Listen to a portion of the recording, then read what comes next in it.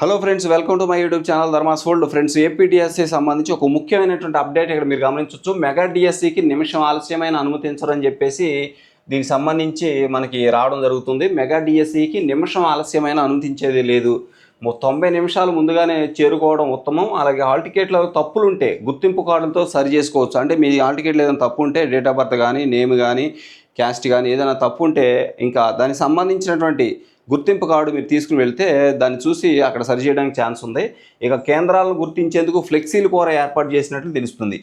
ఆయా ప్రదేశాల్లో ఫ్లెక్సీలు కూడా మీ యొక్క పరీక్షా కేంద్రం గుర్తించడానికి ఏర్పాటు చేసినట్టు తెలుస్తుంది. మెగా డిఎస్సి ఇక్కడ గమనించండి ఒకసారి. మెగా డిఎస్సికి సంబంధించి ఈ అప్డేటు. మెగా డిఎస్సి ఆన్లైన్ పరీక్షకు నిమిషం ఆలస్యమైన అనుమతించబోమని డిఎస్సి కన్వీనర్ వెంకటకృష్ణారెడ్డి ప్రకటించారు. అభ్యర్థులు పరీక్షా కేంద్రాలకు 90 నిమిషాలు ముందుగానే చేరుకోవాలని సూచించారు. అభ్యర్థులు పరీక్షా కేంద్రాలను గుర్తించేలాగా ఫ్లెక్సీలు కూడా ఏర్పాటు చేస్తున్నామని, ఎండల తీవ్రత దృష్ట్యా వైద్య శిబిరాలు ఏర్పాటు చేస్తున్నామని తెలిపారు.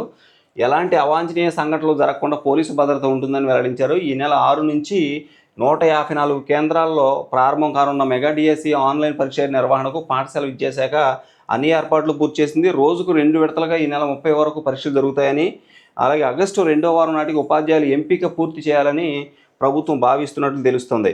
ఆగస్టు 2వ వారం. నెక్స్ట్ ఇక్కడ చూడండి, హాల్ టికెట్లలో ఏమైనా తప్పులుంటే వాటికి సంబంధించిన గుర్తింపు కార్డులను పరీక్షా కేంద్రాల వద్ద సమర్పిస్తే వాటిని సరిచేస్తారు. తల్లిదండ్రుల పేర్లు, పుట్టిన తేదీ, కులం తదితర వివరాలు తప్పుగా నమోదైతే దీనికి సంబంధించిన ఆధారాలను చూపిస్తే నామినల్ రోల్స్లో సరిచేయడం జరుగుద్ది. ఇక హాల్ టికెట్లో ఫోటో లేకపోతే అభ్యర్థులు కేంద్రానికి 2 ఫోటోలు తీసుకురావాల్సి ఉంటుంది. గుర్తింపు కార్డుగా Aadhaar, voter ID, pan card లాంటివి చూపించాలి.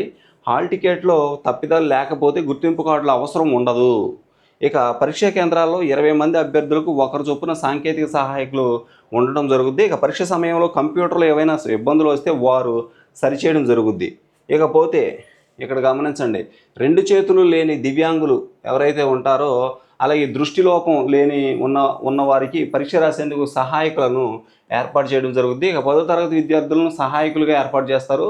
స్క్రైబ్ కోసం దరఖాస్తు చేసుకున్న వారు 1300 మంది వరకు ఉన్నట్లు తెలుస్తుంది. ఒకవేళ దరఖాస్తులో స్క్రైబ్ కావాలని పేర్కొనకపోయినా అవసరమైతే డిఈఓ పరిశీలించి ఏర్పాటు చేస్తారు. వీరికి అదనంగా 50 నిమిషాల సమయం కూడా ఇవ్వడం జరుగుద్ది.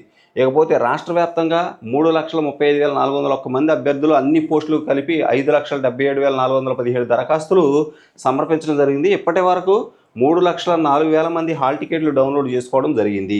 ఇక హాల్ టికెట్లు డౌన్లోడ్ చేసుకొని వారి ఫోన్లకు సంక్షిప్త సందేశాలు కూడా పంపిస్తూ ఉన్నారు. ఇకపోతే ఇక్కడ గమనించండి ఒకసారి, ఈ డిఎస్సికి సంబంధించి డిఎస్సి పోస్టులకు సంబంధించిన మొత్తం పరీక్షలు పూర్తయిన తర్వాత మరుసటి రోజు ప్రాథమిక కీ విడుదల చేయడం జరుగుతుంది. ఆ తర్వాత అభ్యంతరాల స్వీకరణకు 1 రోజులు గడువు ఇస్తారు. ఇక దరఖాస్తుల సమయంలోనే పోస్టులకు ప్రాధాన్యత తీసుకున్నందున అభ్యర్థులకు వచ్చే మార్కుల ఆధారంగా ఎంపిక ప్రక్రియ చేయడం జరుగుద్ది. ఇకపోతే ఇక్కడ గమనించండి ఫ్రెండ్స్, డిఎస్సి పోస్టులు, దరఖాస్తులు అని చెప్పేసి ఇక్కడ ఇవ్వడం జరిగింది. ఒకసారి వీటిని కూడా మనం చూద్దాం.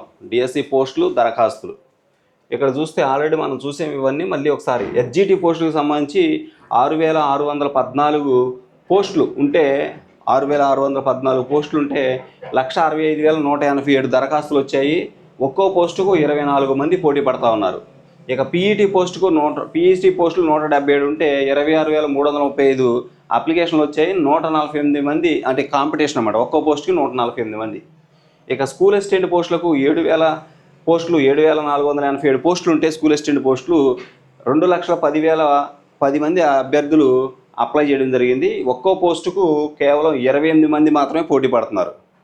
ఇక టీజీటీకి సంబంధించి 1,731 మంది 1,731 అప్లికేషన్లు వస్తే 1,27,915 మంది అప్లై చేశారు. అంటే పోస్టులు 1,731 పోస్టులు ఉన్నాయి.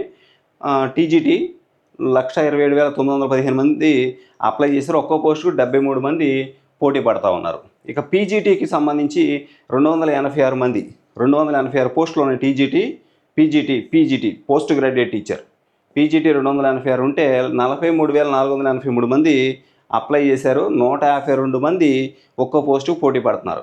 ఇకపోతే ఇక్కడ గమనించండి, ప్రిన్సిపల్ పోస్టులు మొత్తం వచ్చేసి 52 ఉన్నాయి. దీనికి 4745 మంది అప్లై చేశారు. 91 ఒక్కో పోస్ట్కి 91 మంది పోటీ పడుతున్నారు. ఈ విధంగా మొత్తం 16,347 పోస్టులకు 5,77,675 మంది మరి అప్లై చేయడం జరిగింది, అంటే అప్లికేషన్ రావడం జరిగిందనమాట. ఓకే, 421 పోస్టులను క్రీడా కోటా కింద భర్తీ చేయనున్నారు. ఇక క్రీడాకారుల ప్రతిపాధారంగా శాప్ ఇచ్చే జాబితాతో పాఠశాలల విద్యాశాఖ భర్తీ చేస్తుంది. ఈ కోటా కింద పోటీ పరీక్ష ఉండదు, అంటే క్రీడా కోటాకు సంబంధించి ఎలాంటి పోటీ పరీక్ష ఉండే ఛాన్స్ లేదనమాట. వాళ్ళకి క్రీడా కోటాలో వాళ్ళకున్న ప్రతిభ ఆధారంగా సర్టిఫికేట్లు చూసి వాళ్ళకి ఆ పోస్ట్ కేటాయించడం జరుగుద్ది. ఓకే, ఇది మొత్తం మీద అనుకున్న update friends. Thank you so much for watching. Please share this video and subscribe my channel. Thank you so much.